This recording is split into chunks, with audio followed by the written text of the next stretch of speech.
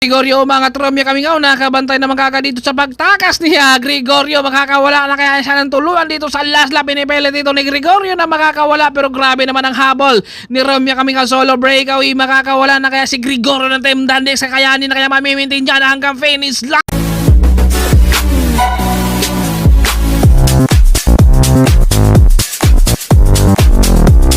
Sa Pangasur Photoris Video Santa Maria Cycling Marathon Championship 2024. Andito tayo ngayon sa Maya Pangasinan. Maraming salamat kay Mayor Joel C. Ramos, Ronald Uranza, Garcia, and Joel Calderon. 3 laps ang ating laban, 30 kilometers. Kaya mag-i-enjoy ito sila ngayon. Manila versus Pangasinan, Tarlac, Nueva Ecija, at marami pa tayo iba't ibang team. Ang mga nandito, mga iba't ibang lugar ang magkakalaban ngayon, pero si Kuya Mahing ay start pa lang, parang ayaw nang sumama sa kanya yung bike niya, oh. Dahil parang tumakas yung kanyang kadina. Buti na lang, neutral pa lang yan, ha? Kung nag-start na, makakadikit pa kaya to. Ito pagbitaw, Romeo kami nga din pinili. Sila yung mga nasa harapan ng ating peloton. Dandex at saka Team Excellent Noodles ang nagkakabanatan. Sa ating harapan ng ating peloton, umagwat na yung ating dalawa. Romeo Camingaw, kasama naman si Din Pinili. Nandito pa si Gregorio ng Team Dandex. Gregorio umaangat din dito sa kanan. May sumukli rin sa kanya. Napakatulin yung labas dito ni Gregorio, pero napakatulin rin yung dikit dahil mayroon nang umagwat dalawa, pero humabol sa kanyang kakampi. Wala mo ng kampihan raw ngayon. Romeo Camingaw, dalawa silang umagwat. May humahabol rin sa likuran at ang ating peloton papadikit rin. 5 na sila nandito, kasama na si Sir Ayi. Din Pinili. Kapag na itutuloy nila yan, magandang abangan sa rematan, pero fresh na fresh pa to sila. Kayong ating peloton rito ay maghahabol. Eto, dalawang Team Excellent Noodles nandito sa ating breakaway na ngayon, pero papadikit ang ating peloton dahil kakaumpisa pa lang yan. Pero grabe yung ating mga laban ngayon, ha. Wala talaga munang kampihan raw dahil first na first pa sila. Romeo Camingaw dinadala, din Pinili bumalik sa likuran ng ating peloton dahil naisip niya na marami pa ang naghahabol dahil first na first pa sila. Ito, nandito sa likuran muna si Din Pinili.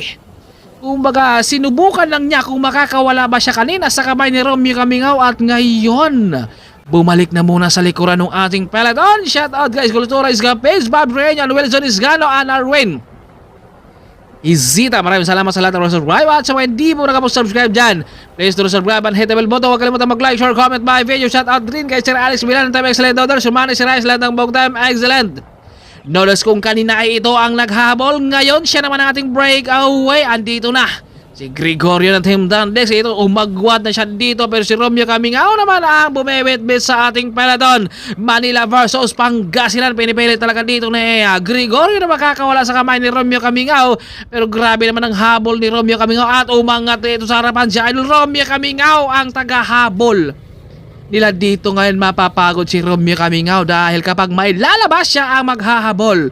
At meron tayong dalawa dito ngayon, at ito ay meron tayong na isakay dito ngayon dahil nakita ko siya dito ay naflatan raw siya. Ayan si Bagyo. Ayan, Daniel Bagyo. Kaya ito ay sinakay ko muna siya dito para dadalhin ko sa finish line. At habol na lang ako sa kanila sa ating peloton dahil naflatan si Sir at Romeo Camingaw ang nagdadala pa rin sa ating peloton dahil meron tayong solo breakaway. Ito, nag-jump natin dito kanina, oh.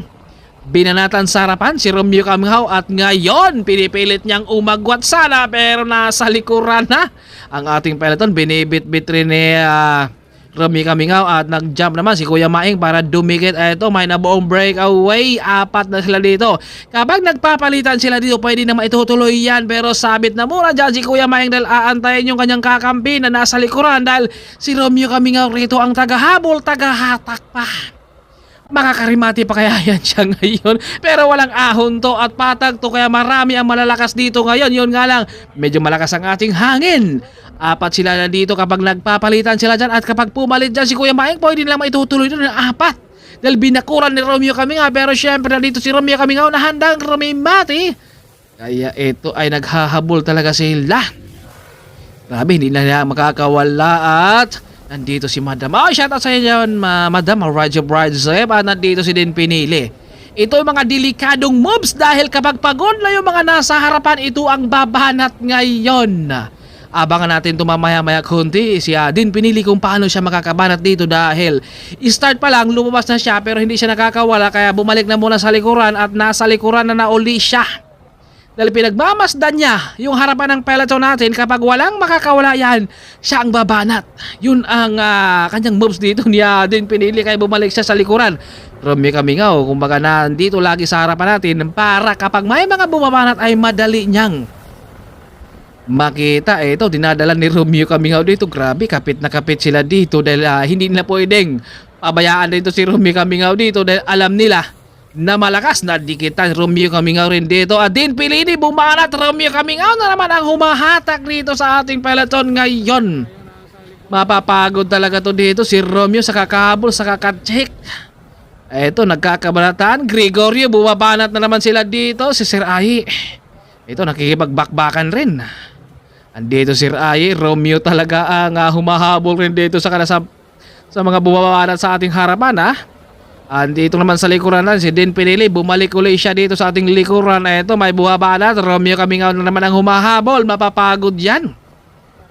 Si Romeo mamaya, ang tanong rin, paano kaya mapapagod na mga batak na batak to? Ito yung mga veterano natin na simula noon at ito pa rin yung mga kalaban talaga. Kaya ito alam na nila yung mga bawat galaw sa isa't isa. Andito si Din Pinili nasa likuran. Kung mga nagmamasid-masid na muna sa ating peloton dahil hindi siya nakakawala sa start at nga inaantay niya ang tamang tempo rin. Gregorio bumalik na muna rin sa likuran ng ating peloton dahil hindi siya makakawala sa kamay din ni Romeo Camingao dahil na binabantayan talaga siya rito. Ito ay lumipat na muna sa likuran din.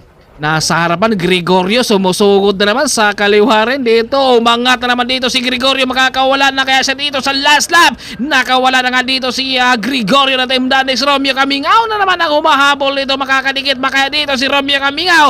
Dahil kanina pa yan siya naghahabol sa mga bumabala sa ating harapan. Solo breakaway na. Pero Romeo Camingao talagang binibit-bit niya lagi. Ito solo breakaway. Masasagad na kaya niya hanggang finish line dahil last lap to. Kakayanin kaya niyang tiisin. Nandito na sa likuran si Romeo Camingao. Pelit na dinadala rin dito ni Romeo ang peloton para madikitan rito si Gregorio. Ayan grabe yung ating laban. Ubos kong ubos at din pinili nag-aantay talaga ng tamang tempo to. Dahil ito ang re-remate. Ito, nagkakabanatan yung ating harapan. Kasama na Sir Ai sa ating harapan. Din Pinili nasa likuran. Nakakambyo dito sa likuran si Din Pinili. Biglang bumabanat dito sa kanan. Makakawala kaya siya at naantala yung kanyang pag-angat. Ito, dalawang team. Excellent noodles ang nakabantay kay Din Pinili. Walang bantay sa kanan. Pero nakita siya sa side mirror ni Kuya Maeng kaya naantala yung kanyang pag-angat. Sayang. Nang hinayang doon si Din Pinili. Pagkakataon na sana niya at meron tayong tatlong breakaway na dahil sila Sir Ai nasa harapan na. Sabi ni Din Pinili, sayang. Pagkakataon ko na sana para makakaulada. 3-man breakaway kasama na dito si Sir Ai. Kapag papalit dito si Sir Ai sa kalang breakaway, pwede na nilang maitutuloy ito. Yun nga lang, si Romeo Camingao ang naghabol kaya ito. Sabit na muna yan dyan si Sir Ai. Kaya yung ating dalawa dito ang magpopursigi rin. At maraming salamat din kay Sir Alex Bilan ng Time Excellent Noodles. Sumani si Rice lahat ng buong Time Excellent Noodles. Andito sa likuran si Sir Ai dahil sabit na muna siya dyan. Dahil aantayin niya yung kanyang mga kakampi sa likuran din na si Romeo Camingao. Ito, dalawa talaga ang magpupursige. Binanatan dito si Ai. Dinidikitan niya kaagad rin. Ito yung ating tatlong breakaway. Dalawa dito ang magpupursige magtrangko para maitutuloy nila dito yung kanyang breakaway dahil si Sir Ai dito ay aantayin yung kanyang kakampi na nasa ating peloton pa. Nagpupursige sana yung dalawa dito pero mahirap din pilitin dahil dalawa sila nagpapalitan at napakatuloy na yung ating peloton at ito wala ng trangkuhan to dahil nakita nila na napakatuloy yung peloton sa likuran. Papadikit na sa kanila at Gregorio ang humahatak dito dahil wala siyang kakampi sa breakaway at binibit-bit nito ni Gregorio yung peloton para dumikit dahil excellent noodles. Nandito na sa ating breakaway at papadikit na Romeo Camingao nakadikit na. Sa likuran dito natin malalaman kung sino ang mananalo dito dahil naabutan. Meron sanang tatlo. Romeo nakabantay lagi sa harapan. Kapag may babanat dito ay si Romeo ang tagahabol. Grabe walang kapaguran. Iba talaga kapag mga veterano. Walang kapaguran, kalabaw lang talaga ang tumatanda din pinili. Nasa likuran pa, nag-aabang-abang, ayaw na nga, lumabas na. Dito si din pinili, Romeo Camingao, nakabantay naman dito sa likuran, makakawala na kahit tuluyan. Romeo Camingao, unti-unti bumabantay dito ni din pinili, makakagwat na kayo dito si Romeo Camingao, at Romeo Camingao, umagwat na ka dito, din pinili yung ating pangalawa. Grabe yung tempo dito ni Adin pinili, nasa likuran niyan at pagsarimatihan nandito na sa ating harapan.